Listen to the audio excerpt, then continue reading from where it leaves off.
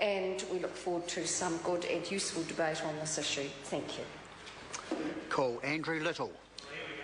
Mr. Speaker, it's a great pleasure to stand and speak on the South Taranaki District Council Cold Creek Rural Water Supply Bill.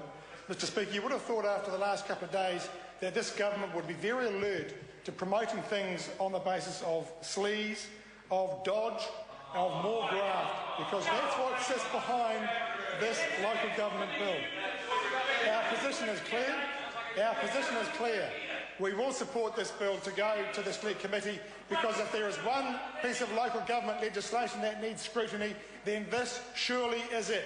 And we have to get past the purple phrases and the great story about the noble, struggling farmers of the slopes of Mount Taranaki, Egmont, and what they did. This was a scheme that was funded at least in half by the taxpayers of New Zealand. It is a community scheme. And it wasn't all about the farmers running it, because that isn't correct. At the beginning of the life of the scheme was administered, looked after, maintained by the local council, the Egmont County Council. And then later, their day-to-day administration was transferred to the company that had been set up by the farmers, but the council retained responsibility for the treatment plant and the headworks. This was not some noble gesture by the local farming community to take complete responsibility for the scheme.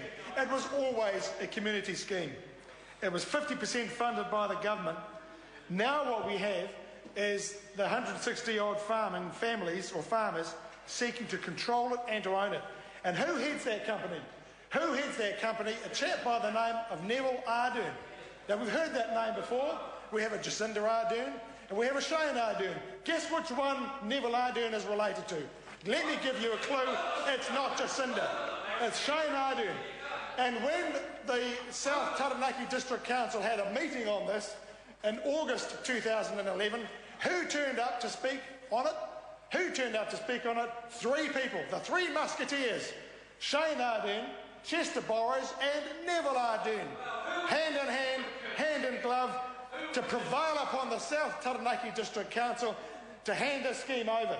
And as my colleague Grant Robertson has said, and Andrew Williams have said, the representations made at that meeting don't make for very salutary reading.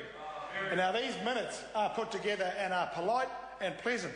And it wasn't just the threat that came from Shane Ardern, and according to the minutes, that if the Cold Creek community failed in their divestment request, then there would be some legislative program through Parliament that would bring about the kind of ownership they desired. There's the first threat. That was followed by the brother who came along, and he then said, if the council did not proceed with the divestment, then they would take legal action, which would cost a lot of money and headache for both parties. Well, we're going to make a headache, because we're going to quiz the proponents of this legislation about it. And then Mr Borrows, the great Liberal champion of the government, who then said he turned up at this meeting, he was hand in glove with them, the man with the black hand of the union movement says, he turned up and said, he noted that this was about community ownership, and he said if the council could show where the money had come from other sources, then they would be happy to refund the council and the ratepayers those funds. Well, there has been a public contribution to the scheme, and it needs to be recognised in relation to any new scheme that governs it.